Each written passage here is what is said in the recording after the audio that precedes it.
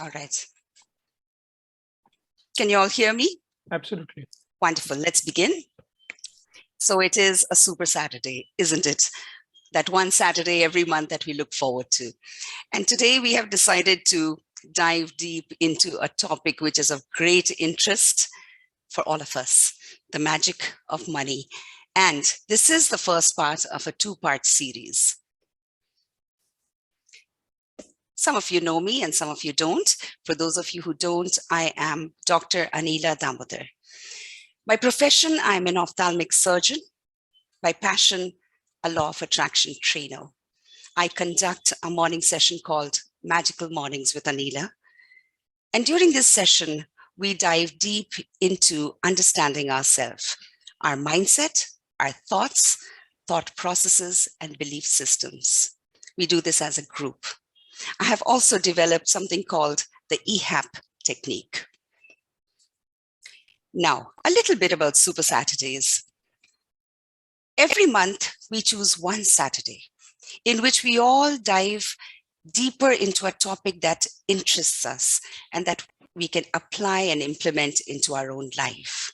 Up to now, we've had several Super Saturdays, and some of the topics have been how the mind works and tapping into intuition.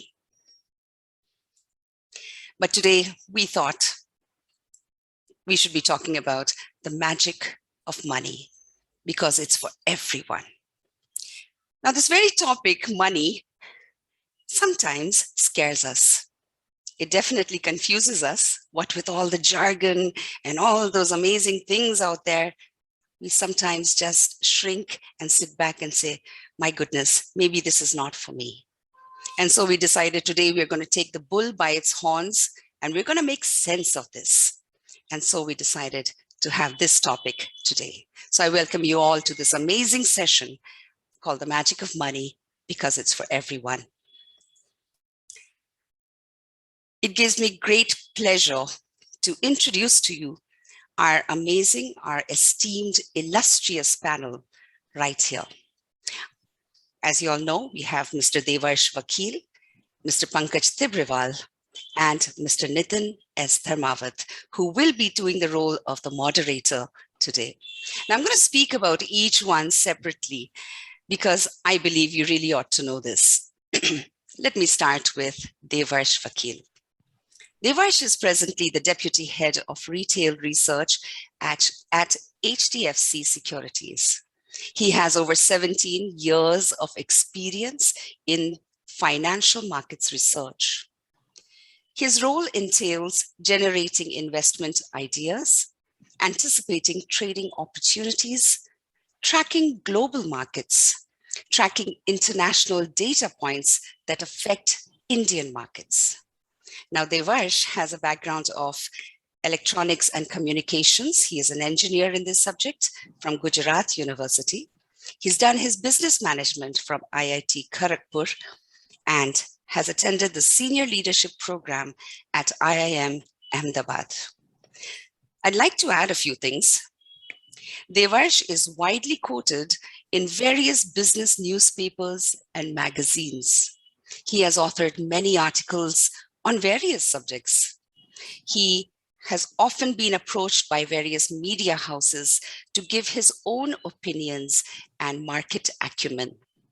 He's been appearing in various business news channels for the last 15 years. So a round of applause wherever you may be for Mr. Devarsh Vakil.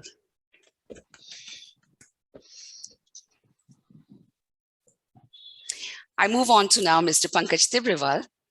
Pankaj is presently the Senior Executive Vice President, Equity Fund Manager at Kotak Mutual Funds. Pankaj has 20 years of experience in financial markets. He manages 25,000 crore of equity assets. Now, some of the things that he is managing at present are the Kotak Emerging Equity Fund, Kotak Small Cap Fund, and the Kotak Equity Hybrid Fund. I'm sure many of you are aware of these. And all of this at the Kotak AMC. Pankaj has featured in the top 10 fund managers in India for the last 6 years consecutively, according to Outlook Business and the Economic Times. Pankaj is a commerce graduate from St. Xavier's, Kolkata, and has done his master's in finance from Manchester University. He would like me to have you all know that his other hobbies include reading, traveling, and music, especially Hindi music. We welcome Pankaj. Join me in a round of applause. Thank you.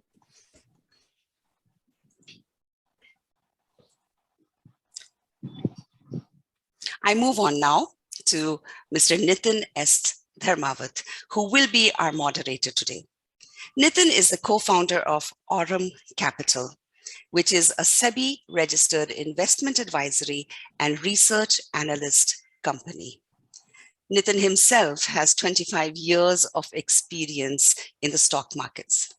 He has worked with CRISIL, especially in their global research and analyst team, and L&T for over 8 years. Pankaj is a Niteen is a CFA level 2 from the CFA Institute in USA, and he has a background of an MBA. Now, let me tell you a little bit more about Niteen. His rich industry background helps him understand companies thoroughly. He understands the complexities of business, tipping points that can make or break companies. He focuses on the business, strategic direction, competitive landscape, the governance process, and the background of the promoters.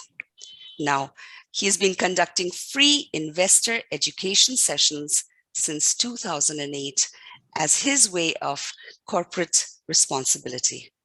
Now, while doing this, he has touched the lives of over hundreds of people and giving them investing advice. Niteen has vast experience in moderating sessions like this, and we are very delighted that he's going to be moderating this very session. We could not have asked for somebody as experienced as a moderator. So thank you, Niteen, and please everybody join me in welcoming Niteen. Thank you.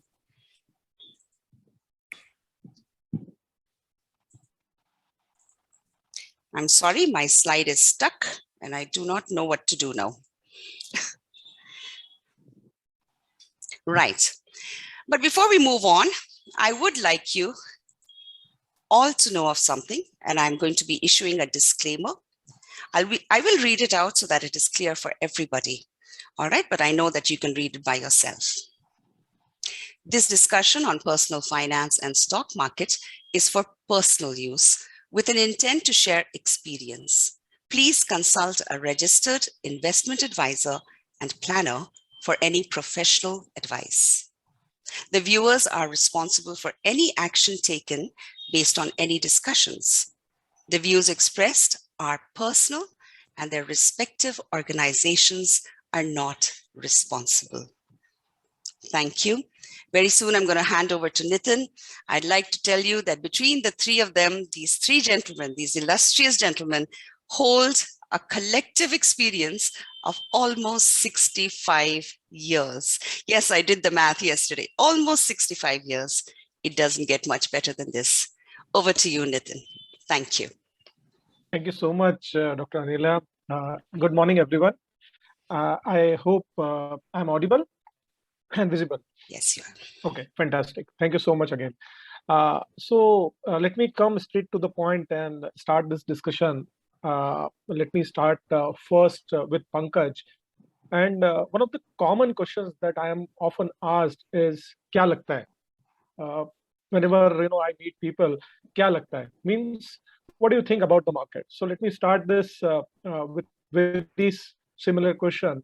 Since we are witnessing one of the strongest bull markets, so should I be worried as an investor?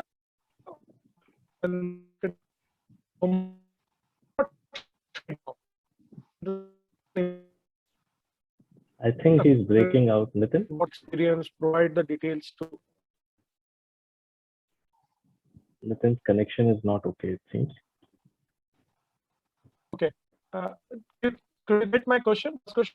Yes, please. If you can just repeat it, yeah, because you were not audible. Just a minute. Give me a minute. Give me a minute, Pankaj. Yes. Am I audible now? Yeah, you are. Okay. So I was having a couple of broadbands available as a risk management strategy, as we say in the market. So I kept 2 or 3 connections ready with me. So I had gone on the second one, which is the Airtel, which worked. Okay. Fair. So let me repeat my question, Pankaj, about the question. So one of the common questions that I'm asked often is, "Kya lagta hai?" Okay. So let's start our discussion around this question.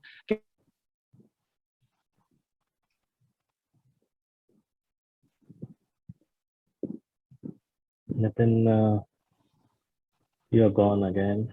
What are the pointers that I should keep in my mind based on your experience, if you can, provide that? Okay, I got your questions. In between, again, you broke out. I think let me give you a thought process about how I am looking at the markets right now. So there are 2 parts to the markets, and what we saw from March 2020 lows is a remarkable uptrend, and this is the 3rd longest rally in the history of Indian markets without even a 10% correction. So one happened in Harshad Mehta time, then we saw it 2014-15, and this is the 3rd longest rally which we have seen on records without even a 10% correction. Let me give you 2 thoughts on this subject, which is kya lagta hai market, and it really depends on every individual, I would always say. The first part is slightly on a medium to long term, and let's look at the drivers for that.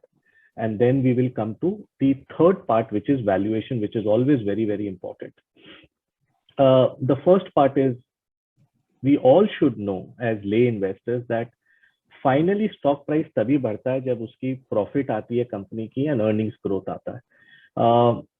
Without profit, I think any rally in the market is short-lived, or any stock price rally is short-lived, and there are bubbles which get created. In my view, over the last 8-9 years in India, what we saw was a earnings decline. After GFC, what happened was corporates were levered, and economic cycle went through a downturn, and every company in the country wanted to delever themselves. मतलब debt को कम करो, balance sheet को ठीक करो. And in that process, economic growth suffered, and companies didn't deliver the earnings growth which everybody expected for the last 7-8 years. What has happened in 2020 was कि जो पूरे India का कॉर्पोरेट प्रॉफिटेबिलिटी है वो करीबन 1.5% ऑफ जीडीपी आ गया था, जो पीक में करीबन 7-8% होता था. एंड वहां से what happened was that people give up कि भाई अभी कुछ नहीं होने का है. Then came Covid, and Covid में एवरीबडी लुक्ड इनवर्ड्स. तो 3 महीना फैक्ट्रियां बंद हो गई, कंपनीज बंद हो गए, everything was suffering, and people said that if that's the situation and we don't have visibility, how should we control cost, which is under our control? So everybody looked inwards, and I give this analogy: when your car is running at 100 kilometers, you don't bother even if some nuts and bolts are loosened. But when the car stops completely, then you go and see what is the problem in the car and repair it. And that's what happened with corporate India. So from that 1.5%, we moved to 2.5%. And friends, in 2008-9, we were at 7.5% of GDP as a total corporate pool, profit pool of India. I think the way it is happening now, the listed corporate space will do a remarkable job over the next 3-5 years in terms of growing of earnings. So जो earning part है, जो last 10 साल से हमें disappoint कर रही है, that seems to be okay. The second part is the investment cycle, friends, and ये बहुत important है because last 10-11 साल से हमारी economy 2008-9 के बाद we have been running on consumption only. Consumption has been pulling up the economy, but जो investment cycle होती है, चाहे government की हो या कंपनियों जो invest करते हैं वो उनकी हो, या हम जैसे आप जैसे लोग जो household capex जिसमें हम real estate में invest करते हैं, वो तीनों cycle बैठ गई थी. And last couple of years से government became very active. Now what we are seeing is that 2 important things which are going on in the world is, one is China diversification. तो last 20 साल से पूरा world China के ऊपर dependent था. Now come Covid, everybody realise that how much they are dependent on China. और last 2-3 महीने से चाइना में जो एक्शंस हो रहे हैं on real estate, power cut, every corporate in the world is worried. So they want to diversify their sourcing, and India is coming as a great destination because हमने बहुत काम किया है.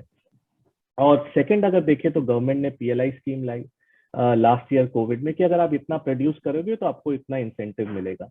And for the first time when I am speaking to corporates across the breadth, चाहे वो auto एंक हो, engineering companies हो, होम इम्प्रूवमेंट कंपनीज हो, स्टील हो, पावर हो, सीमेंट हो, the kind of bullishness which I am seeing, I have not seen for a very long period of time in India. So the point which I'm trying to say is that the two levers, which is the earnings growth of corporate India, the investment cycle, which was dead for almost a decade, are both looking to be very good. Now come to the third part. So on the economic cycle, we are not at towards the end. We are probably towards somewhere at the middle, or maybe maybe 40% journey traveled right now. On the valuations, however, as I said, this is the third longest rally without a 10% correction. The world is flushed with liquidity. Over the last 2-3 years, government, central bankers have pumped in huge amount of liquidity. Interest rates are lower all over the world. And मेरे को लगता है this is the bottom of the interest rate cycle globally. And from here on, if inflation continues to be the way it is, and my worry is inflation will be far more stickier than what people are expecting it to be. आप कोई भी चीज उठा लीजिए, steel उठा लीजिए, cement उठा लीजिए, PVC उठा लीजिए, रबर उठा लीजिए, aluminum, copper, zinc, everything is up between 50 to 70% over the last 12 months. And I think that will weigh on the inflation globally. And that will surprise the central bankers, that will surprise the government. And my sense is कि जो rates आज के दिन 0% पर है, will start moving a little higher. So in the near term, I would advise a bit of caution because markets are looking a little rich on valuation.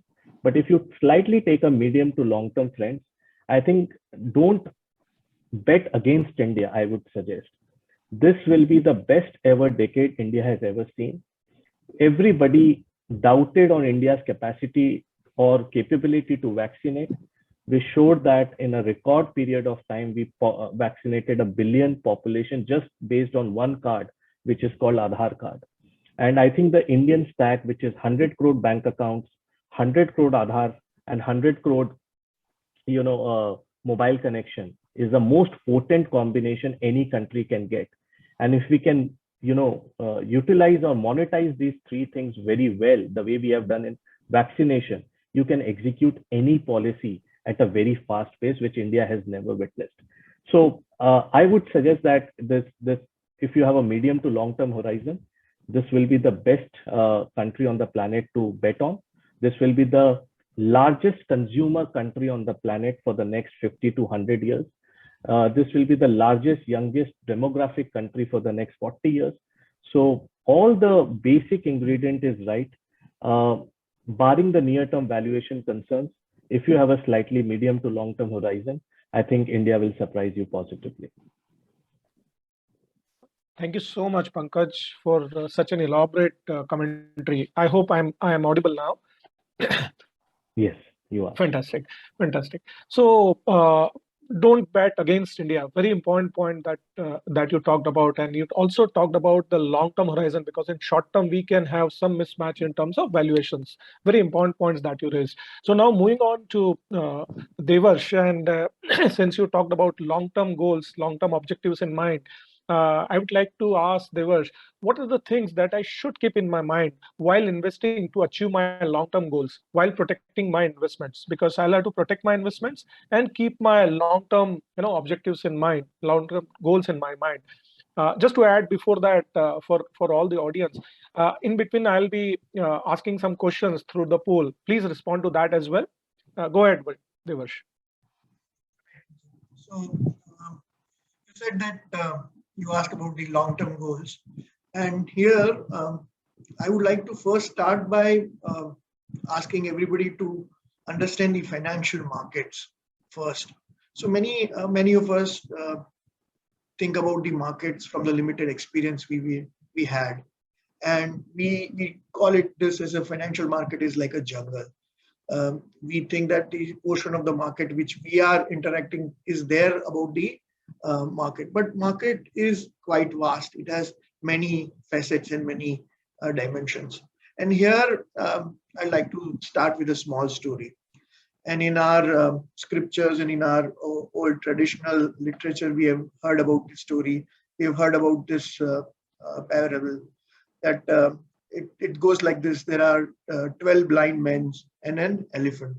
And this group of blind men have never come across an elephant before. And they would like to learn about it by imagining what elephant is look like by touching it.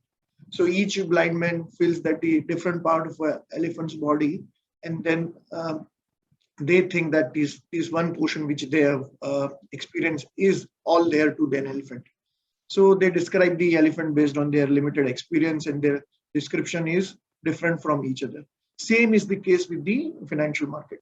So like one blind man touches the elephant's body and it feels like it is hard and it is big and it is wide, and he thinks that the elephant is like a wall. And second man thinks like that he touches the elephant's tusk and he feels that it is hard, smooth and sharp. So he thinks that the elephant is like a spear. Similarly, the financial market is a big jungle. There are all kind of creatures in this market. There are day traders, speculators, investors, private equity investors, mutual fund managers. And all these are interacting in this market and trying to play a different game. So first and foremost, in achieving our long-term financial goal is to understand that what game we are playing. And like in sports of a cricket, there are different versions of a game. Like there is a T20, one day, test match. Here also many different games are being played at a different time simultaneously. And you should try to play the game which is according to your skill and your experience, your expertise, whatever tools you have, whatever knowledge you have, you try to play that game. Now, second important point in this market is, in order to achieve your financial goal, is to understand the risk versus return payoff. So there are no free lunches in this market. If you are trying to achieve higher returns, if you are trying to make a lot of money, that means you are assuming a lot of risk. And unless you account for that risk, unless you account for and pay for that downside protection, you will not be able to come out on top. So our goal usually when we come to financial market is to have the lifestyle we desire, we have the financial freedom, and that can come by choosing the various vehicles which are available wisely. So the important thing is to have clear financial goals, depending upon what life stage you are, choose the instrument and invest accordingly. I'm sure we will talk about the asset allocation and other parts during the course of the discussion, but choose the instrument which are available in the financial market according to your own self, according to your time horizon and your risk appetite. There are, for next couple of months, you should always use the liquid funds, 3 to 6 months. If you have money which is available from say 3 months to 6 months, use fixed income instruments. If you have a horizon of 6 months and more, use instruments like direct equity or indirect mutual funds. And if you have more time horizon and a risk appetite, choose PMS, direct equity. So once you understand the financial markets, once you understand your own self, clearly define your goals, then I'm sure everybody will be able to achieve their long-term financial goals. Fantastic. Devarsh, can you also tell us what do we mean by medium term and long term? Because somebody asked that question. It's very important to clarify when we are saying short term, medium term, long term. What, according to you, is this terminology mean?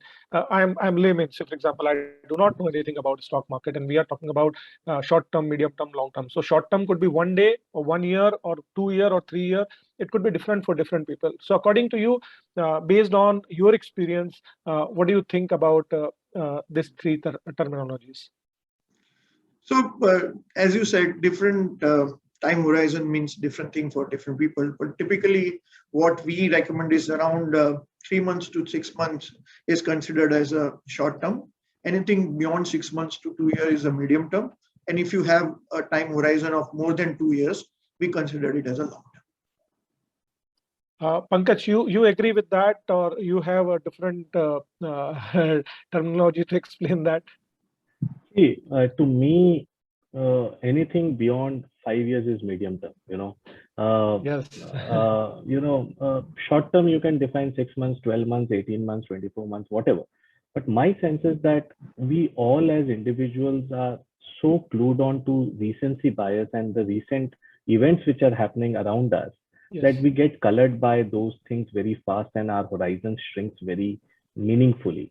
But over a period of time, wealth is only created if you have a longer horizon in mind. And when we dwell into, compounding and asset allocation, I'll talk a little bit more detail about it. But anything 3 to 5 years should be minimum on a medium term, and then beyond it. Perfect. So that makes the market very beautiful, because if everybody agrees to something, it will not work. For example, I'm quite often told that if you are bullish on a stock, why somebody is selling? It means he's bearish on that stock, and that difference in the opinion brings liquidity to the market, brings beauty to the market, and that's where the progress happens. Because if everybody starts thinking the same way, it will not function. So good definitions, and I agree with both of you that anything beyond 2 years, or maybe beyond 3 years kind of period should be considered as long term, and anything below that, below 1 year, should be short term. So keep that in mind while you are deciding your strategies. Pankaj, coming back to you, and rather to both of you, I'd like to know, since we cannot talk about stocks specific, but I am sure that we can talk about industries in general. Pankaj mentioned about some of the industries where capital investments or capex cycle restarted. So, what are the two sectors that you feel should be considered for next 2 to 3 years, if not longer, and why these sectors? Let's start with Pankaj and then Devarsh. Okay. Great, Nitin. I think rather than sectors, let me give you 4 themes, which in our view are very powerful themes which are playing in front of us. And it will be very wrong from our part as Indians if we don't identify those themes and associate with those themes. The first theme, I think, is that big is getting bigger, strong is getting stronger. And post demonetization, I think the formalization of the economy, which we are seeing, is happening in front of us. I may be sounding a little, self-centered because of the market, but I think that's the reality which is happening in front of us.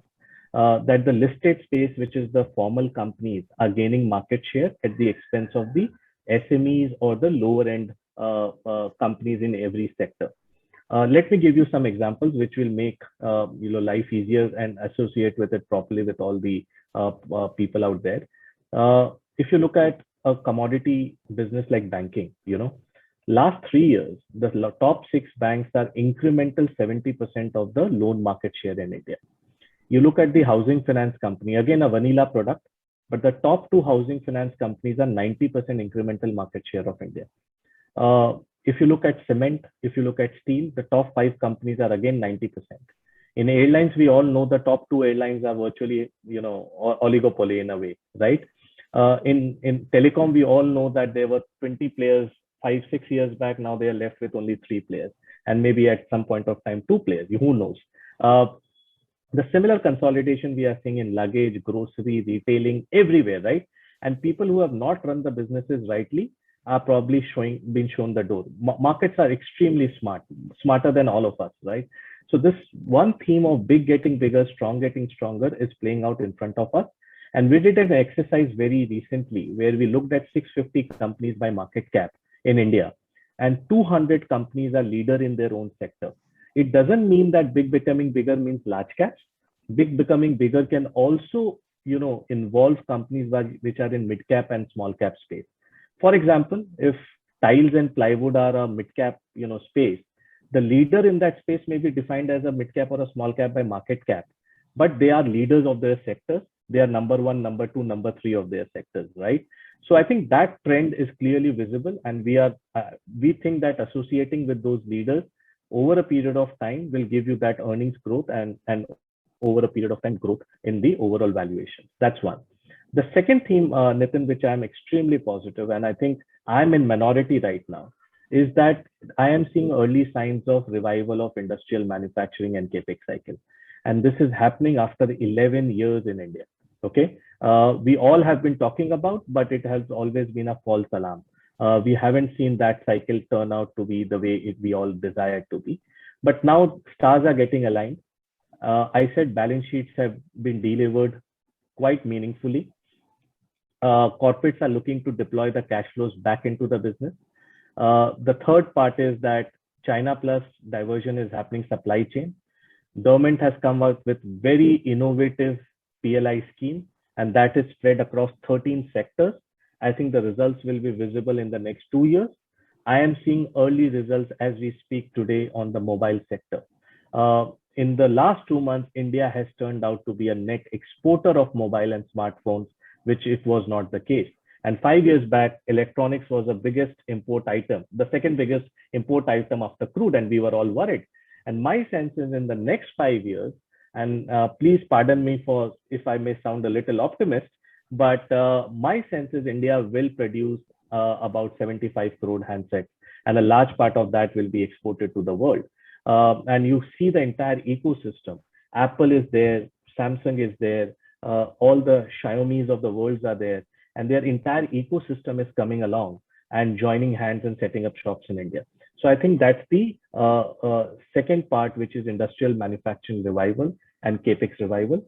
The third part is I'm quite bullish on the revival of residential real estate in India. We are seeing globally in US, UK, Southeast Asia, residential real estate is doing extremely well. The same thing has started to happen in India as well. Don't forget, in the last 18 months, $1 trillion of incremental wealth has got created in the country, and a part of that will flow through in the physical world as well. And my sense is that a lot of companies associated with residential real estate, whether it be cement, plywood, tiles, electronic cables and wires, consumer durable, mortgage lenders, they all should do exceedingly well over the next 3-5 years, because the cycle could last a little longer than we all assume. And the fourth trend is the entire digitalization theme. In my view, India will have a very different ecosystem this decade.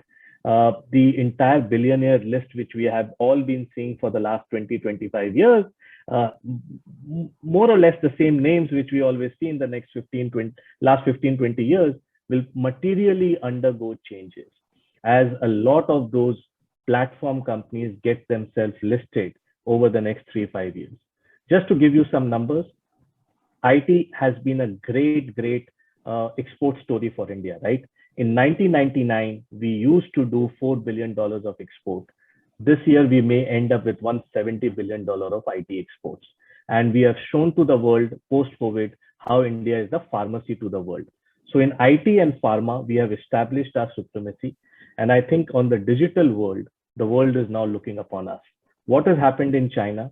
Clearly, the capital flow is happening to India. Young entrepreneurs are coming across every place, and disruption is across. And the IT index, which is about $200 billion market cap, my sense is with the listed announcements, that market cap would expand to $400 to $450 billion. And don't forget, friends, in 2005, if you look at globally, there was only one IT company in the top 5 company, my market cap globally. Today, all the 5 companies listed in the world on the highest market caps are IT or digital companies. So the world is changing. If we don't change ourselves, probably future won't be very kind to us. So I think in the next 5 to 10 years, this theme of digitalization and IT will be another very big wealth creator. And if you can identify right companies, right platforms, I think you will see a huge compounding which will happen in this theme. So these are the 4 themes which I believe are powerful themes which are playing right now in front of us. And if we can pick the right companies in those themes, I think it's very unlikely that wealth won't be created. Oh, perfect, Pankaj, and very well articulated. In fact, before Devarsh starts and talk about industries that he liked. I'd like to just add 2 points over here. You mentioned that capex cycle, and you consider yourself in minority. You're not actually. I'm with you totally on that. Capex cycle is something I believe is long overdue now. It's almost 10 years. You rightly said we are extremely bullish, equally bullish on capex cycle. It's definitely going to revive unless and until capex cycle is going to revive.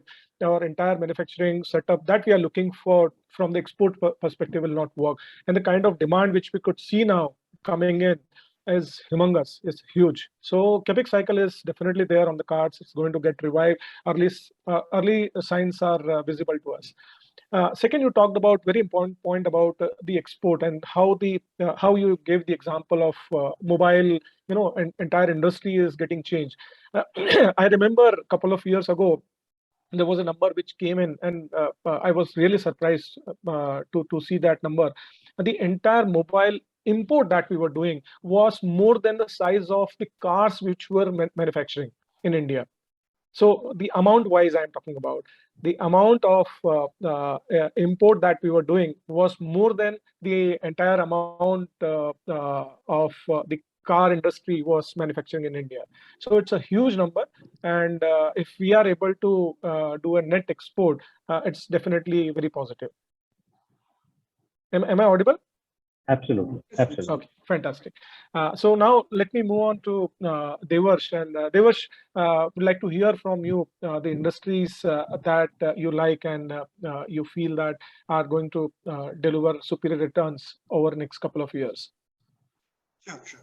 So before I go into that, I would like to put some background, the context to the recommendations which we are putting out. So everybody knows that the world went into the global financial crisis in 2008, and the global financial mavericks, the central banks, the Reserve Bank of India, all of them actually pumped the monetary policies, make it so loose.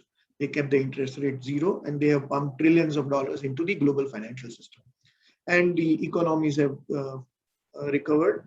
So basically, the financial system is on stimulus. It is running on it is running on steroids, and because of that, we have seen the humongous rise in global financial market. We have seen rise in the Indian financial markets.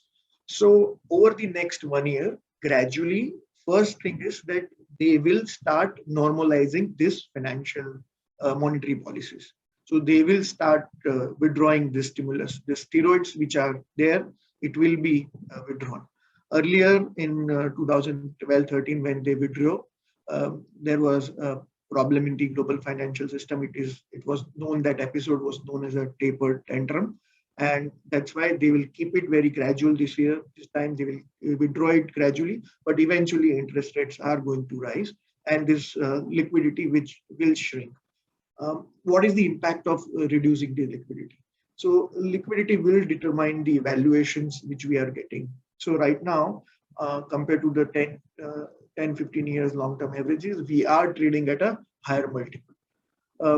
How do I explain this in a layman term? Say right now, if a company earns 10 rupees, and if the earning multiple, the P multiple is 20, the stock price is trading around 200 rupees. Now, if the company's earning grows by 30%, say from 10 to 13, but the multiple contracts from say 20 to 15, then the stock price 13 into 15 is 195. So even though the earnings has grown by 30%, the stock price may come down by 5 rupees from 200 to 195. So you have to now, for the next 1 year, we have to be very careful and understand what is discounted into the stock price now. To give you just a recent example, today in the morning I was reading that the stock of a Snapchat went down by 27%. They have announced their quarterly results, and the company grew their revenues by 30%. But market had already anticipated 48% growth. And because they delivered only 30% of the growth, the stock went down 27% yesterday in American market in Friday evening. So we have to be very careful this year and find out what is discounted into the stock prices. Having said all these things, I think Indian economy is in a fine fettle. The pace of growth is strengthening. The government tax collections have overshot their own budget expectations, and that leaves ample room for government to pump prime the economy. They will spend a lot of money on infrastructure. So government spend is likely to generate a lot of higher demand for various goods and services, and it will also create a lot of direct and indirect employment. So this backdrop is there for the next 1 year, and that will help a lot of sectors in economy. As you know that we had been bullish on metals and PSU stocks last Diwali. I think PSU stock has still some steam left. Post this Air India decision and some progress on divestment, I think PSU stocks can do well. They as a bunch, as a basket, I think there is room for re-rating there. We do continue to like banks, especially the PSU banks. I think there will be a lot of mergers and acquisitions over the next couple of years in this space. Government may try to sell off a couple of PSU banks, and that could lead to a re-rating in some of the PSU banks. And we know that because of the COVID and because of the last couple of years, PSU banks have not lent out. So there, I think that the pre-provisioning operating profit, their operating profit will not be eaten away by the non-performing assets. So their operating profit will result into higher profits. That means their book value will grow. And simultaneously, we think that there is a scope of a re-rating in their valuation. They are trading at around 1x book compared to 3x book in the private sector. So there is a room for their appreciation also. So second thing which we like is PSU stocks, PSU banks. I agree with Pankaj that the amount of 100 lakh crore or $1 trillion kind of wealth which has been generated into this country will flow into real estate, especially the residential real estate. And after 7-8 years of the downturn, we are seeing the upturn in the residential real estate market. The affordability for a non-residential Indian is quite high right now. For Indian also, the home loan rates are also quite attractive. So those who could not afford a house now can easily afford because of the interest rates are so low. So I expect a lot of demand for residential real estate, and that sector can do well. And again, we also like the infrastructure space, the capital goods and manufacturing space. I think they have had a subdued performance for last couple of years. There is a time that these companies, as the economic cycle and the capital expenditure picks up, these capital goods and manufacturing companies can start doing well. NBFCs, select media and entertainment stocks. These are the stocks which we have been recommending. And one more thing which you also have talked about and discussed is the unlock theme which we are recommending. So select tourism, travel, hotel, entertainment and media. All these stocks I think should do well over the next one. Perfect. Thank you so much, Devarsh. And I'm sure that we got good list of industries from both experts. So now we talked about market, we talked about industries. Let's come to the individuals now. Okay, so going back to Pankaj.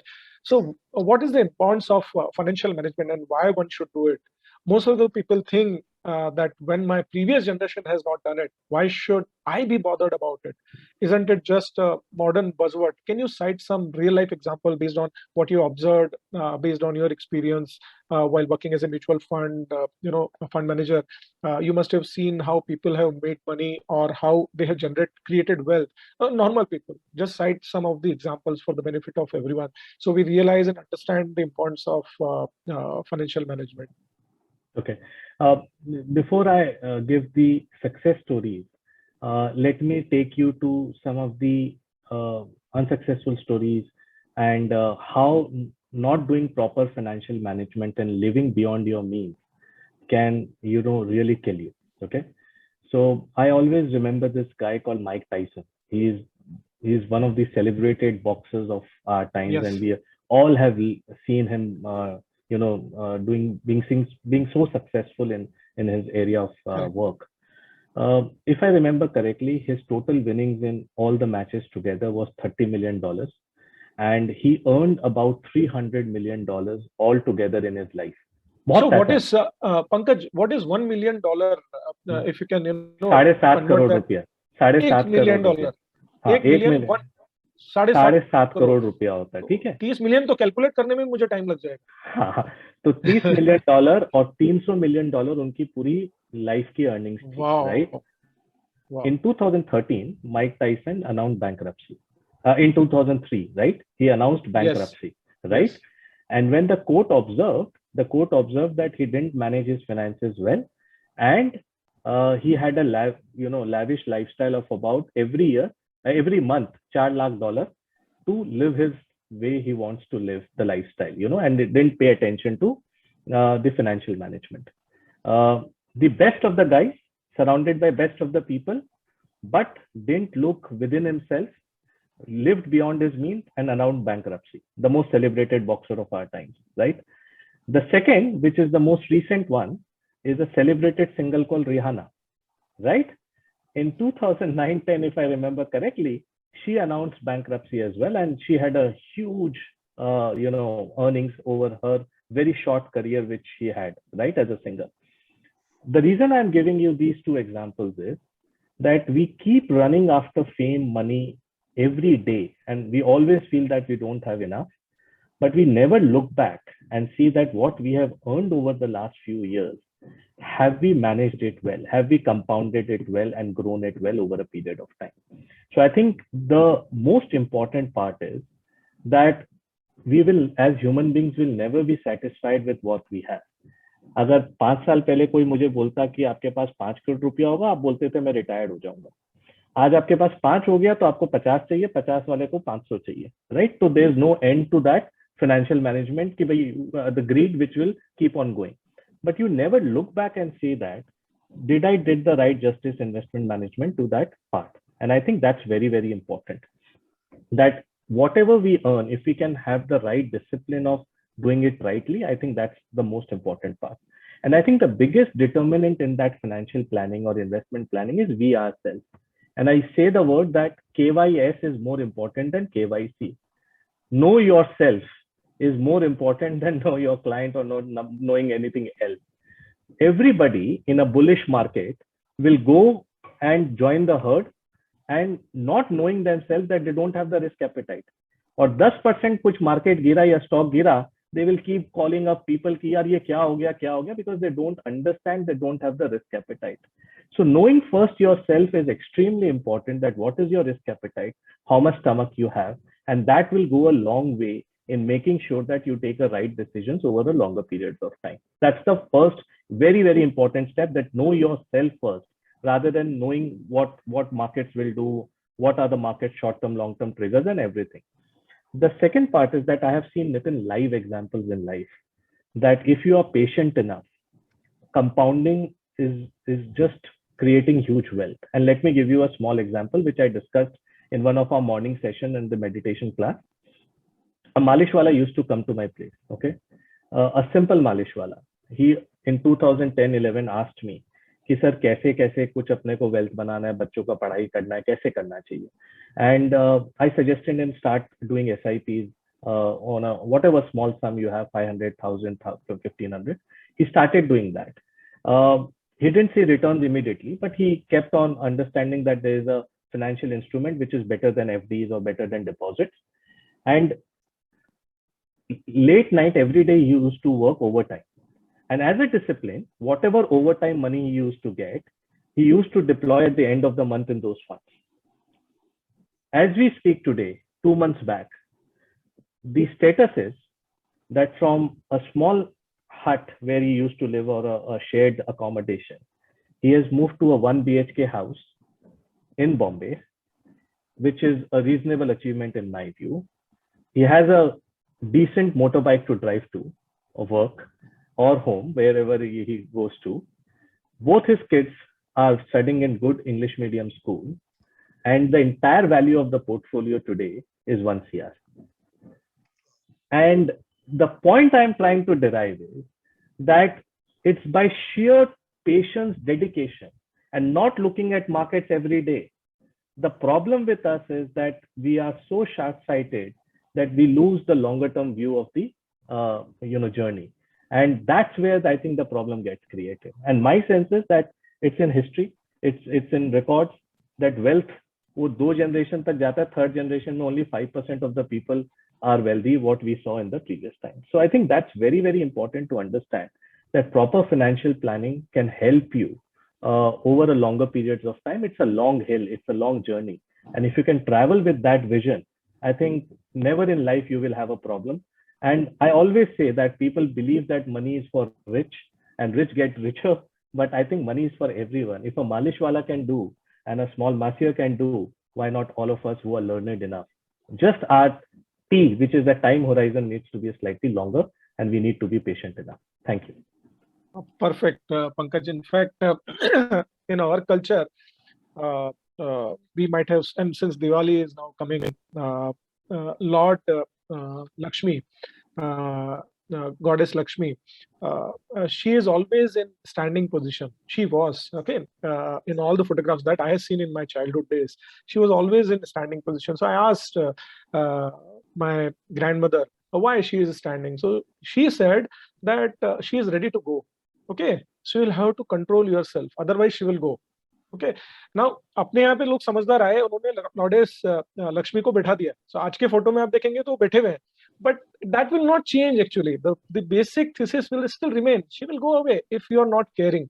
So you have to care. You have to protect your long-term investments. You have to protect your mindset. You have to be within your means. So fantastic, Pankaj. Good sharing about the experience. Now let's go back to Devarsh and let's understand the different asset classes. So where we can distribute our investable amount, and what are those different asset classes that we have, and let's try to understand from that perspective as well. So is it equity only, or stock market is the only way, or mutual funds are only way, or there are different asset classes available for investments, and how one should go behind for this? Sure. So there are various different asset classes available to us. What is important is to do the financial planning. Now, what I mean by financial planning, depending upon the stage of the life you have, you can chart out the various expenses you are going to have in next 6 months, 2 to 3 years, 10 years, and divide your earnings and then distribute them along this timeline. So first and foremost, our roots, our ancestors, our elders taught us that first you have to save, and then whatever is left, you should spend. Now the generation right now is that they spend everything, and then whatever is left is they are investing. That is not the way to go about it. So depending upon your financial planning, first save, and then whatever is left, you should spend it. Now, once it comes to the saving, there are different instruments. As they say, there are horses for the courses. So depending upon the various time horizon which Pankaj talked about, you should choose the appropriate instrument. Stock markets or any asset class which has volatility, which has risk, should not be invested for a limited period of time. You should have a reasonable long period of time when you are choosing an instrument where there is a price risk involved. That is the basic principle. And that doesn't mean that one should not take risk also. So first in principle, which many people think that they will put all their investment into fixed income instruments, they will put it into FDs, and then they think they are not taking any risk, so they will be well off. But the important thing to understand is that the fixed income instruments, the taxes and the inflation will eat away your purchasing power. So unless you grow your capital higher than the inflation, after adjusting for the taxes, you will not be able to improve your lifestyle. You will not be able to achieve your financial goals. So in order to increase your wealth, the important thing is to take some risk and invest in instruments where there is some risk involved.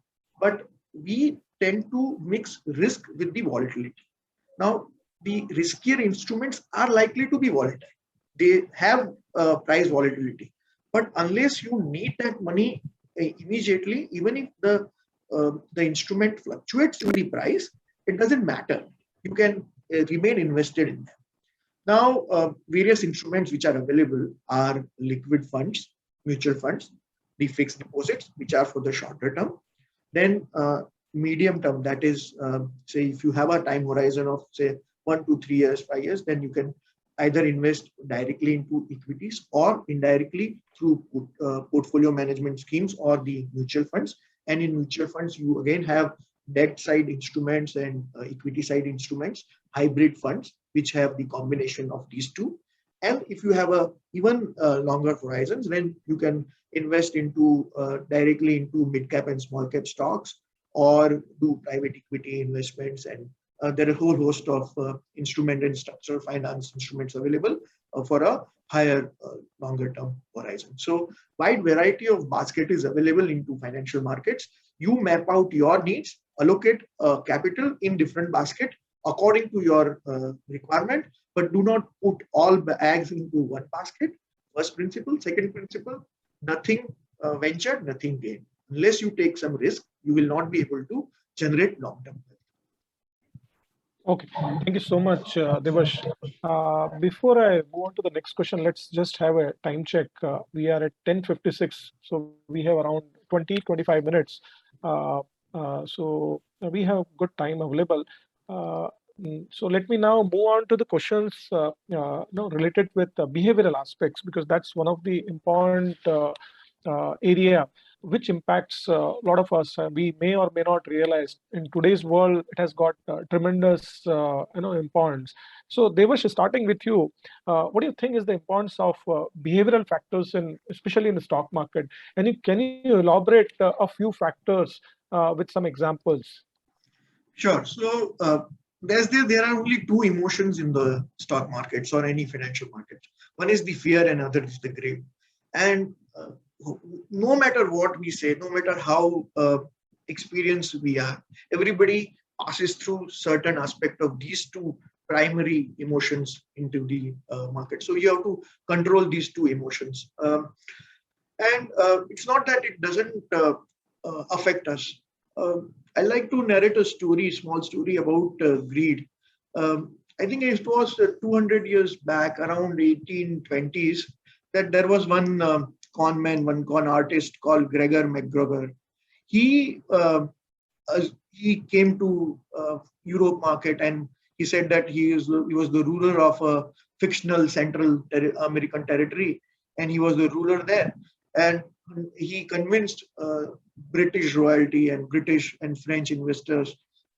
He assumed he gave them very high return. He asked them that if you put money, you will earn a lot of money.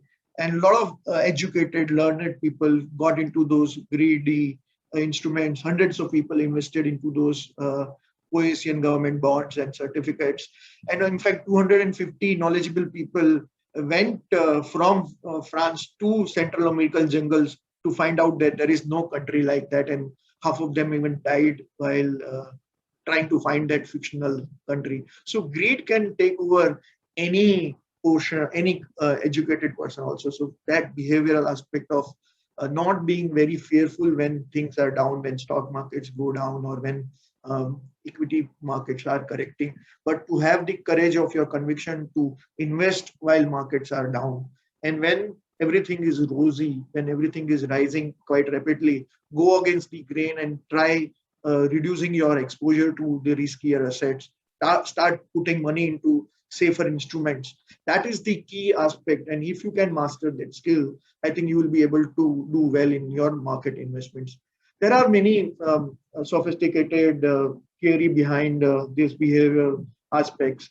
The availability bias, like many of us try to go along with the recent events, and recent events makes us biased about that whatever happened in the recent past will continue to happen, and we just like to extend the time horizon that whatever happened will repeat, or availability of the information. So whenever some new information is available to us, we tend to catch on to the information which confirms with our own self-belief, but we tend to ignore or reject the information which doesn't conform with our own bias. These are called the availability bias. So finance theory says that there are so many biases which are there: anchoring bias, loss aversion bias, and we have to, as an investor, become aware of these biases and try to reduce the number of mistakes which we do.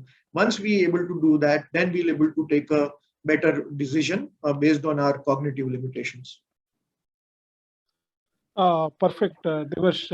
In fact, most of us would have heard Isaac Newton's name, famous scientist who lost considerable wealth in market. And after that, he famously said that I can calculate the movement of the stars, but not the madness of men. So that talks about the behavioral aspect of the people. So Pankaj, we talked about direct stock market and the behavioral aspect related with that. So are these equally applicable for investments when we are making it through mutual funds? What are the psychological factors which are critical when we are investing through mutual funds? Can you elaborate a few of them?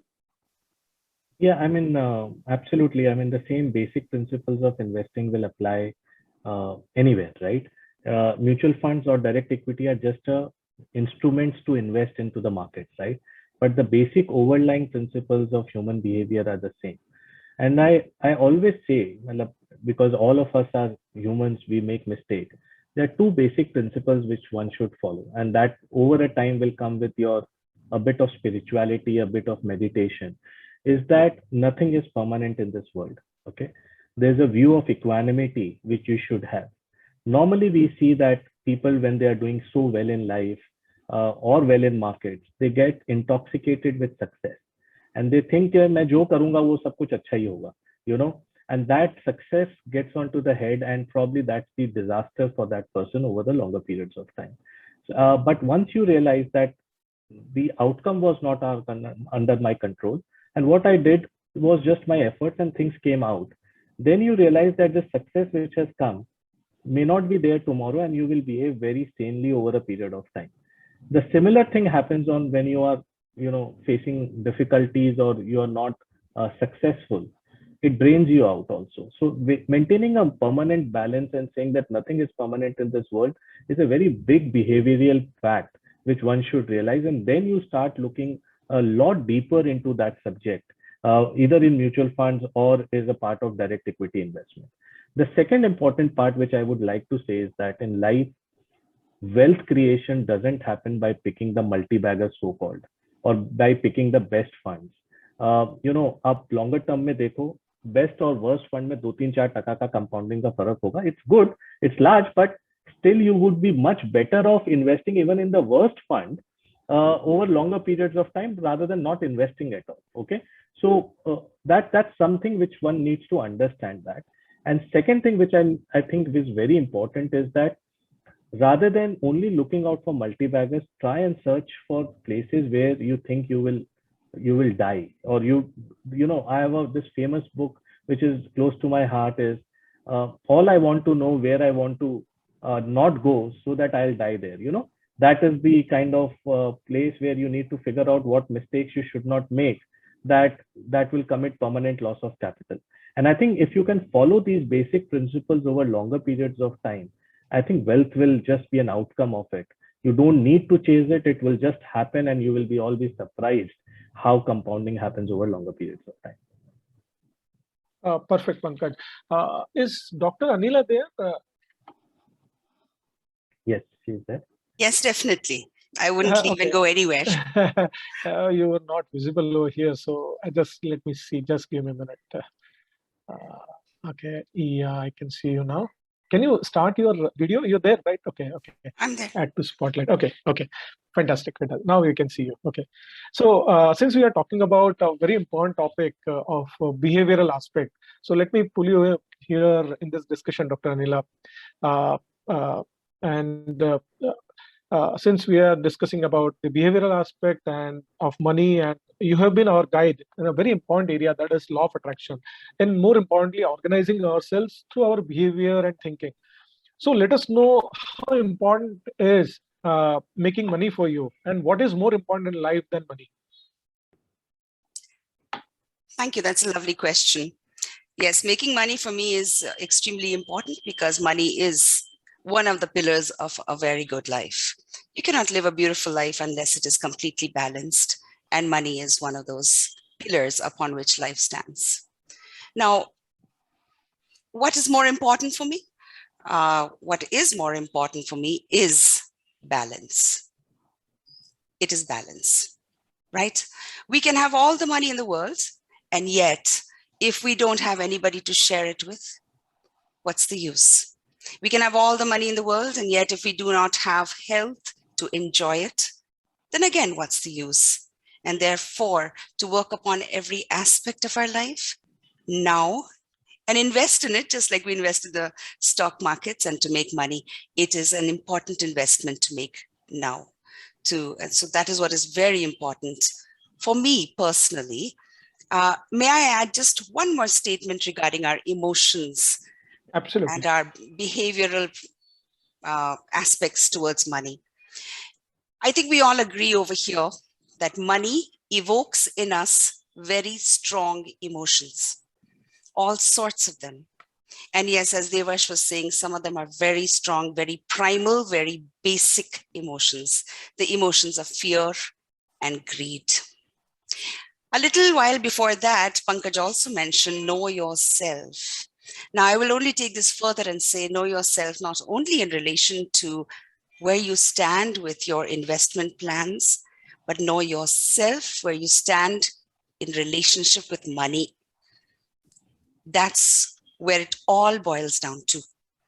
How do we, on a personal level, approach money? Is it a master? Is it a slave? Or is it a friend that walks with us?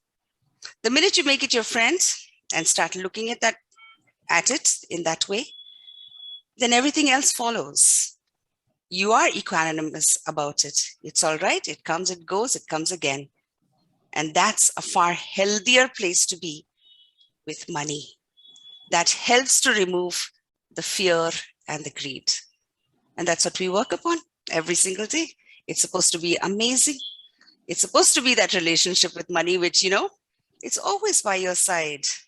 We're learning how to make it grow. What greater respect can we give to money than to help it to grow in our lives, right? So back to you all. We're having a terrific time. It's a rocking session. Let's continue. Thank you so much, Dr. Anila. And every day you talk about bringing ourselves in alignment. That's a beautiful aspect of the entire program that we do every day. So thank you so much for adding the points related with the behavioral aspect of money. Now let me ask Devarsh. Devarsh, what is the importance of financial literacy at an early age? How does it help, and what is the minimum age at which one can start learning about investments? So it is the most important aspect. I think earlier you start, earlier a child learns about financial literacy, it will help them. As we discussed about it, the focus on the expenditure part, the saving part is very important to imbibe that wisdom. We should learn from our elders and pass it on to the next generation. The concept of risk versus return, the concept of the value versus price. We say that the price is what you pay and value is what you get. And here also I would like to give an example that many people do not realize the importance or a difference between a value and a price. And we need to learn about it ourselves, and also next generation should also learn about this. And this the value, this paradox of price and value was beautifully explained by, I think, one of the economists,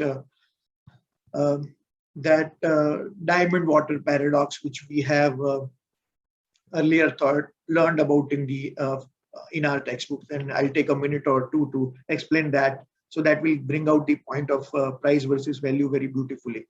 For example, right now, Nitin, if I were to, if you have 1 lakh rupees, and if I have 2 things in my mind and in my both hands. One would be the, say, a bottle of water, and in one hand I will have a, say, a diamond ring. And right now, sitting in where we are, if I were to offer you, obviously you will take the uh, one ring, the diamond ring, for 1 lakh rupees, because water is easily available and its value is just 10 rupees a bottle of water, right? But if we were to change these circumstances and say we both were enjoying uh, the festival in Kutch, run of Kutch, and we get lost, and then suppose Pankaj comes to us there, and we haven't had water or a food for many days, and then if you happen to have that 1 lakh rupees ring in your hand, and he is going to offer you just one bottle of water, I'm sure we will be able to exchange that one diamond ring worth 1 lakh rupees for one bottle of water. So the circumstances changes, the environment changes, and that makes the difference between the price and the value. So as a financial market participants, as a parents, we need to teach this concept of paradox of diamond versus water, the value versus price. And as the circumstances changes, the value of things change, and we need to appreciate that in the markets. That is the importance of the financial literacy, which we can ask our next generation to learn. Another thing is that which is very important in financial literacy is this concept of risk and return, and there are no free lunches in this market. If somebody comes to you with a guaranteed return which is very high, then please understand that there is something which is wrong. There is no financial scheme where somebody can continue to give higher returns which are assured for many years to come. As in our office, we always say that when somebody comes with an idea which looks too good to be true, it usually there is something wrong in it.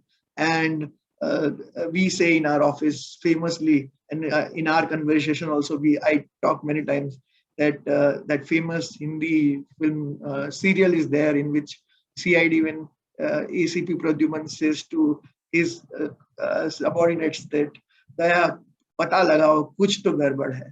So when you are offered something which is too good to be true, rest assured that there is some problem in that scheme, and you are going to suffer few years down the line. Do not expect that you will earn without taking undue. You will earn higher returns without assuming the risk. So understand the concept of risk versus return, and if you manage your downside, if you keep the longer term horizon, as Pankaj mentioned, you will make good money and you will generate wealth. Perfect, Devarsh. Perfect. So now let me come to Pankaj again. Any advice, Pankaj, you would like to give to participants to let them achieve their financial nirvana? So we learned about industries, we learned about our own strengths, we learned about behavioral aspects, we learned about the importance of financial literacy. But I want to achieve my financial nirvana. So based on your experience, if you can give any real life examples, then it would be very valuable. Yeah, so I think compounding interest we haven't spoken about. Yes. And I think as Einstein said, it's the compound interest is the eighth wonder in the world. And time and again, it's been proved that if you are in the right hands, right instrument, and if you have patience, compounding works beautifully. Just for the laymen who are on this call, what is compound interest? It's interest over interest. So suppose you invested 100 rupees today and you earn 10% interest on that. At the end of the year, your 100 rupees becomes 110, right? The next year, when you earn 10%, is not on 100, but 110. And that 10% becomes 11 rupees. So your investment is 110 plus 11, 121. So in basic terms, that's a compound interest. Everybody understands it, but very few people practice it. And people who practice it are the 1% people on the planet who are the richest people on the planet. And the 99% people don't understand the concept, but they don't practice it. The earlier we start, we have a long hill, and it's like a compounding is like a snowball. You move the snowball down the hill, it has a compounding effect over a longer period of time. And that's where I think we need to be all aware of this fact that earlier you start your investment thought process, earlier you start your investing, the better it is from a longer term perspective. By the age of 50, 55, 60, you have created a considerable wealth in periods of time. I don't know how many of you know, but the richest person on the planet is a person called Warren Buffett. We all may have heard his name. He started investing at the age of 13. He first stock at the age of 13. But 99% of the wealth which we are seeing of Warren Buffett today was created after the age of 50. You know, and that's where the compounding clearly plays. It's a slightly delayed gratification which will happen. Many people will just abandon it during the journey, saying that ये कुछ हो ही नहीं रहा है. Like what happened in 2018, 19, people were all given up. The SIP returns were looking so low. SIP returns were bad. And see how staying in the market for longer created that wealth. And now in 18 months, all your 5, 10 years, all returns are looking double digit, high double digits, you know. So the point is that in compounding, the power of time is the most important variable you need to understand. And let me give you a small number that in 25 years, if you compound your wealth annually by 20%, you achieve 100 bagger, which is 100x returns, 100x, right? But in that 100x, in the first 10 year of 20% compounding, it's only 6x.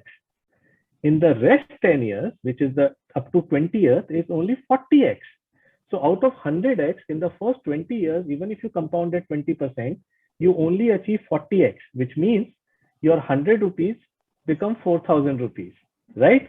The rest 60x comes in the last 5 years of that 20 to 25. You know, that is the power of compounding. And people who understand this power of compounding over longer periods are those 1% people on the planet. And the 99% people always want to be rich. They understand the concept, but they don't have the patience to go for a longer period. So that's one thing. जल्दी पैसा चाहिए. जल्दी पैसा चाहिए. सबको जल्दी अमीर बनना है. सबको जल्दी rich बनना है. वो कभी नहीं हुआ. So everybody asked Peter Lynch, the most legendary fund manager, that boss, ये इतना simple चीज है. Why can't I become rich? He said very important thing, that boss, everybody wants to become successful and rich overnight, and nobody is patient enough or patient enough to travel that path. So I think that's very important part of compounding. And I think we should teach our kids, we should teach our younger generation that live by your means, don't overspend. And if they can get that power of compounding concept right early on in their careers, I think you will see a very different version of them. So it's very, very, and Nitin, I would again say compounding interest is a concept not only for financial and money. It is for health, it is for relationship, it's for every part of our life and aspect. The moment you invest for a long period of time in anything, you see it compounding over longer periods of time. So don't only take it, I'm maybe talking a little philosophical, but don't take it only for money. Take it on your whole aspect of life, and you will see a big change which will be there for you over a period of time.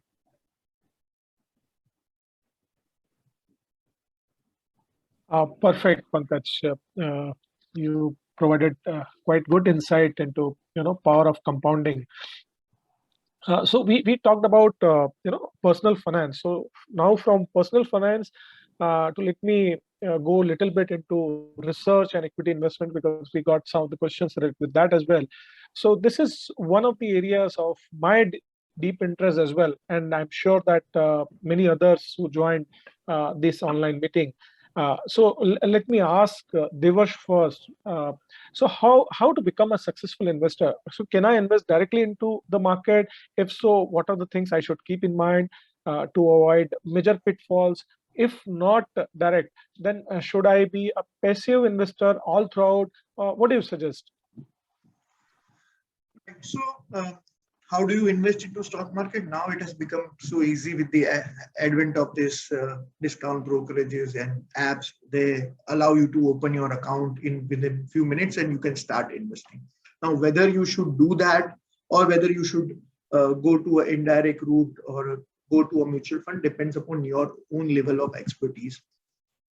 As I discussed in the beginning of this discussion, there are different aspects of financial markets. If you have the, like in game of sports in cricket, there are people who are playing IPL, there are people who are playing one-day match, there are people who are playing test match. Now, if you have the temperament and the skill to play IPL, then you should opt for that. So if you have the expertise to individually research the idea, if you have the expertise to understand the financial of the markets, the financial of the company, the cash flow statement, the balance sheet, whether you can understand, you have the information to understand the sector, the risk involved in that industry. If you have the capabilities, then by all means, invest that time in identifying good companies and invest in them. If you don't have that skill, or if you don't have the time with you, then it is better to invest through indirectly, through with the help of mutual funds. And as Pankaj mentioned, in India, more or less, all the mutual funds have done reasonably well for their investors. Mutual funds and mutual fund schemes have made a lot of money. Unfortunately, investors have not made that amount of money because investors did not remain invested in those funds for a longer period of time. So if you do not understand the markets, or if you don't have the inclination or the wherewithal to research the individual idea, just like driving, if you don't know how to drive a car, you hire a driver. Similarly, if you do not know how to research an idea, you should employ a fund manager, and they are more than capable to help you in that journey. But invest time. If you have capabilities, use the advisors. Now we have a lot of financial innovations like small case, baskets. There are various instruments available in the market to take help of those instruments to help you in that journey become wealthy in financial markets. Thank you so much, Devarsh. So Pankaj, you have been a very successful fund manager. I'm sure that over a period of time, you would have developed methodologies. So what are the important things that you see in a company before you invest into it? Are this always financial parameters or beyond? Okay, very interesting question. And recently, Nitin, it's on, anybody can Google it. I wrote 8 investing lessons which I've learned over the last 2 decades. And obviously, market is a learning ground every day. So we keep learning every day. And I say Mr. Warren Buffett still reads a lot at the age of 90, right? So what are the important things I look into while investing over the longer periods of time? So the first thing which I look at is that I'm not a great fan of only the P&L accounting profits. Okay. It's important, but any accounting profit without the support of cash flow doesn't create value. And to me, top line is vanity, bottom line is sanity, and cash in bank is reality. You know, you can keep growing your top line without accounting profits. You can have accounting profits, but if you don't have cash flow in the bank, it doesn't make any sense, right? So any business which creates longer term value should generate cash flow, should have a healthy balance sheet, which can sustain over longer periods across cycles. So that's the first principle which you follow. The second, which I have been always following through my ecosystem across last 20 years, is betting on the right promoters and the right guys. You know, me and you are, when we are investing in a company, are not going to run the company affairs on a daily basis. What we need is that the people who are running the company are honest, are transparent, and care for the minority shareholders like us. Okay. Seldom, or many times we have seen that, you know, guys in a great business, but wrong promoters destroy the business. But great promoters, commodity business, they create huge value. And across businesses, we have seen globally. So betting on the right set of promoters, it's a little subjective, but you go into the past and see, have they done anything wrong with the minority shareholders? Have they taken shortcuts, how they have created in times of distress, how they have behaved themselves? I think those data points, if you can go back into the history and check, will give you a lot of insight. So that's the second most important part which I look into. The third most important part is that if this business is investing 100 rupees into the business, can it generate 15% or 15 rupees out of that investment? Okay, in a simple layman term, अगर वो 15 रुपया नहीं generate करेगा और वो 7-8 रुपया ही generate करेगा, so he's better off investing that 100 rupees in an FD and get that 7-8% return. Why will you as an investor want to invest in a business which doesn't generate 15-20% kind of a return on an invested capital? So return on equity and return on invested capital are the two most powerful financial parameters which I look into in any company before I invest, and how over a cycle they have behaved. Normally, in these times also, we are seeing that companies with lower inferior metrics on that have started to get value. And you know that over a period of time, इन्होंने wealth create नहीं किया है, इन्होंने ROE generate नहीं किया है. And then at some market down cycle, they will be more punished or butchered out, and investors will lose well. But that's a third most important aspect one should be aware about. The fourth important aspect is the bit spiritual, which I spoke about, that there's always every day a lot of noise, and information has become a commodity in today's world. We are overloaded with digital, right? ऐसा कुछ नहीं है जो within few minutes is not circulated around the country via WhatsApp, Twitter, social media, blah, blah, blah. During those times, and over a period, I'm practicing that how can you cut the noise over longer periods of time is the most important edge which you can develop as an investor. That is to do with yourself. Nobody will come and help you in that. But over a period of time, asking the relevant question, कि आज ये information, is it relevant after 12 months or not? Will it make a difference in my investment thesis 12 months from now, or should I react immediately? Is the question one needs to answer. So that's, I think, will come over a period of time with a lot of mindfulness, meditation, and cutting the noise out, maintaining a permanent balance that success and failures are nothing permanent. The guy who was the richest person 15 years back is not the richest person now. Not the richest. The best sportsman is not the best sportsman probably 15 years back or 15 years later. So nothing is permanent in this world. Who are you? So just having this balance will sail you through good and bad times. That's on the fourth and the fifth learning. The sixth is that read a lot. I think today's youngsters are not reading a lot. That's my real worry. And investing is all about reading anything under any discipline. For example, if you read about psychology, it gives you a sense on human behavior and the behavioral aspect which you spoke about. And I think if you can read a lot, you can associate all across the discipline. And Charlie Munger and Warren Buffett has said it very beautifully, that I have not come any wise person who is not learned. And at this age also, they read hundreds of pages every day. 80% of their time just goes in reading. And then how do you integrate those learnings into a daily life? I think that's very important. And the fifth aspect is meet right set of people. Have a network of people around you who will be from various disciplines, who can challenge you in your thought process, can add value to your thoughts over a period of time. And I believe network is your network. Over a longer period of time, if you can develop that ecosystem around you, and some of the best business ideas, investment idea, trust me, Nitin, I have got by speaking to the veterans of those industries and the leaders and the guys whom I respect a lot.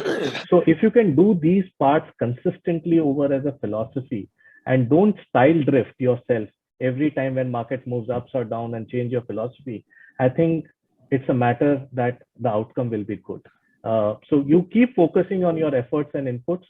Don't worry on the outcome. Trust me, if you follow a philosophy, will be good. People generally tend to change their philosophy and their styles in between if they are not doing well or they are doing too well. And that actually doesn't bode well for them from a longer term perspective. So these are few of the learnings from financial, qualitative, quantitative, which probably has helped me graduate or navigate the 4-5 cycles which I have witnessed till now in my career. And as I said, we are all, human beings will make mistakes, but mistakes should not be large enough so that they take us 10-15 years back and destroy the permanent, and there's a permanent loss of capital. We will make mistakes, but mistakes should be minimal, and we should learn from our mistakes and not repeat again. And last but not the least, we are all students of the market. Every day I come with an open mind. We need to be agile. We need to be humble enough to learn that market is supreme. That's a collective wisdom of millions of people Millions around of us. people. We are just one part of that. The moment you accept that reality, you will approach every day as a new day, and approach every day as a learning day, and that's my approach over last 20 years, and probably next 20-30 years. I think that will be the approach as well. Perfect, Pankaj, and thank you so much for such an elaborate answer. In fact, you talked about noise, and we are short of time, but I'll just add a couple of points over there. In earlier years, when electronic trading was not that much prevalent or did not start, and in those days, I used to do one thing. One parameter was there. I used to go to broker's office, because in broker's office the trading will happen most of the time. It will be there only. So if I used to see a lot of people over there, I say that boss, आज खरीदने का दिन नहीं, आज बेचने का दिन है. Let's sell. बस simply कुछ भी sell करने का, बाहर घर आ जाने का, पैसा कमा के आने का. And if you see a broker's office is there is no one. ऐसा जैसे कोई मौत हो गई है, कोई सन्नाटा है ऐसा. बस आज तो खरीदना है. You buy. You will make money over there.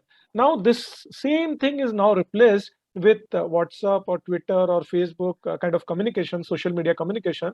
When you see a lot of communication happening about the stock market in a group, then you know that boss, आज बहुत भीड़ है, उधर कुछ खरीदने का नहीं है, अपने को बेचने का दिन है अपना. You just replace this. So simple psychological factors work beautifully, and they keep you in check also. So thank you so much, Pankaj. You also talked about mistakes, and our discussion will not get over without talking about mistakes. And we are just short of time. So very quickly, I'm asking one last question to both of you. So everyone makes mistake in the market. I often say that you have to pay tuition fee to the market. It is great if we can learn from the others' mistake and can avoid them. So if you can, both of you can share one mistake each with our viewers that you made, and what is the lesson that you learned from it. Very quickly, 30-second kind of time, starting with Pankaj. Nitin, रोज ही mistakes होते हैं, but रोज ही गलतियां होती है, correct. रोज ही गलतियां होती है, but I think there are two kinds of mistakes for a layman person. There is a mistake of omission. There is error of omission and error of commission. Commission वाला error को आप जल्दी से correct कर लेते हो when you know that कि हमने गलती की है, ये कंपनी सही नहीं है, रिपोर्टिंग सही नहीं है, and all that, and you pay a loss and you just move out. But to me as a practitioner, the error of omission is far higher, because the upside is unlimited, right? And I have done many mistakes where I've either exited the stock very early on, and from there the stock became 10x, 20x, 30x also, right? Wow. And I thought that I have done a wonder or a great service to mankind by identifying the stock and riding it to the 4x, 5x. But वहाँ से भी 20x, 30x. That error of omission is across over the last 5-10 years. I've still not mastered that, and I still say Warren Buffett was the most learned 20 years back also. He missed Amazon, right? The biggest wealth creator of last 20 years on the planet, he missed it. He missed Google. And that error of omission is a very costly one, in my view, more than the error of commission.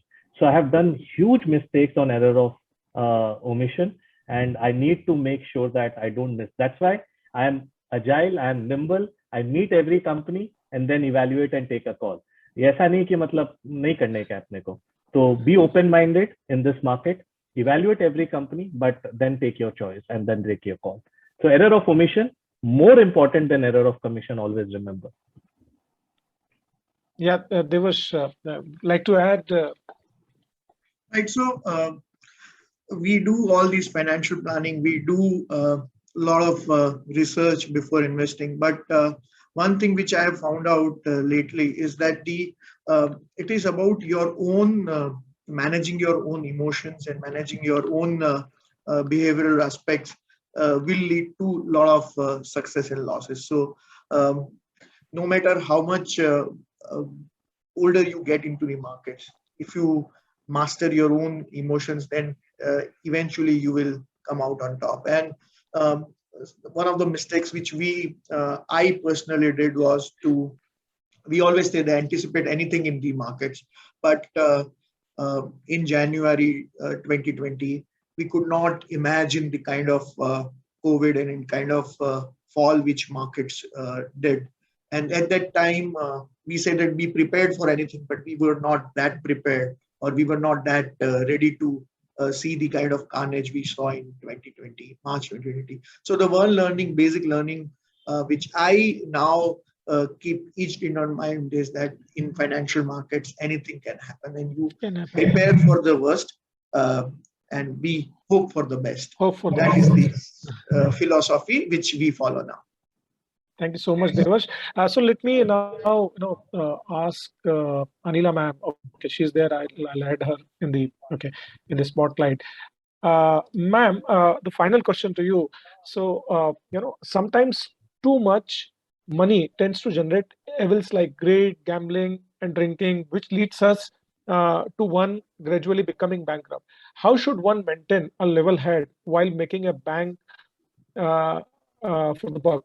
In other words, how to become master of the money than the slave? Interesting. Thank you. If you were to look at these things that you have mentioned, these social evils, which we call them, becoming a drunk or start gambling and all, I'd like all of us to understand that these are just symptoms. These are symptoms of a very deep problem. They have nothing really to do with money. You see, even people who don't have that much money also become gamblers and also become drunkards and also do lots of things that people who have a lot of money do. So it's not really the money. What it is a very deep-seated issue. The deep-seated issue may be a very poor self-esteem or a lack of self-image. All right. The same goes with greed. And I think that's such a basic thing because greed can be, tapped all the way down to the roots. And it comes down to this, that we all believe that there is not enough money for everybody, that I have to keep accumulating. And no matter how much I accumulate, it is still not enough. So really, these are very deep-seated issues. It's not so much about the money, it's what we feel about the money. You see? So that's my take on that. Regarding, and the second part of the question was, I'm sorry, can you just...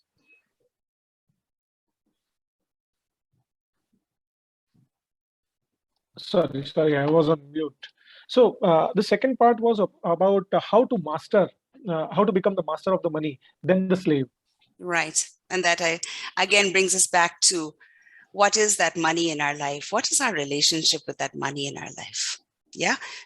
It's not meant to be our master. But then, it's not meant to be our slave either. It's meant to be our friend, there, present all the time, always allowing or making things happen, side by side. We're not supposed to master or become its slave, either which way.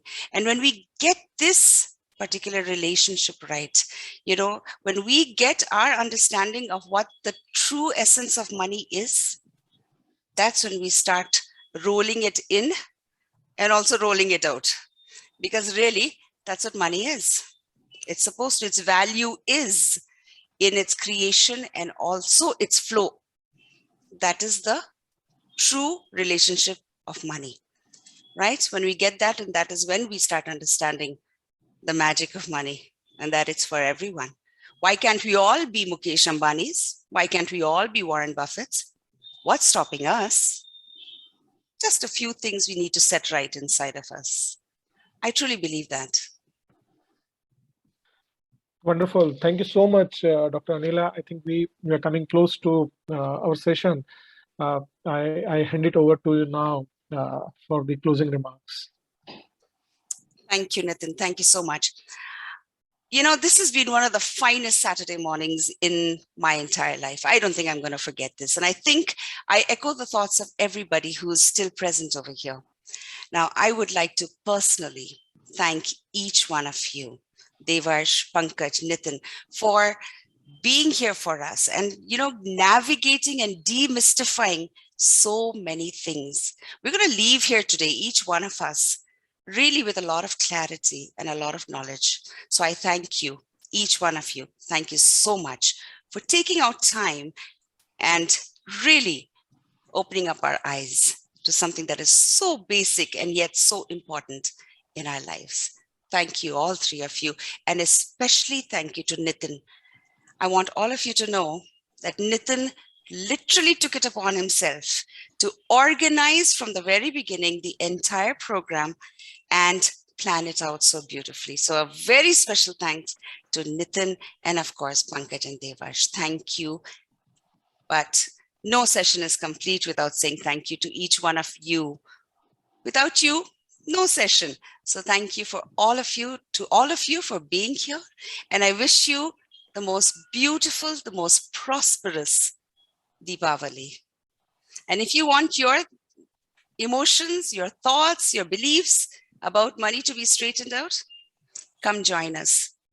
We sort it out every morning in Magical Mornings. Have a great weekend. Take care of yourselves. Thank you. Thank you, Niteen. Thank you, for ma'am. organizing. Thank you. Thank you. Thank you, Anila. Thank you, ma'am. Thank you. Pankaj. Thank you, Devarsh. Thank Thank you, all of you.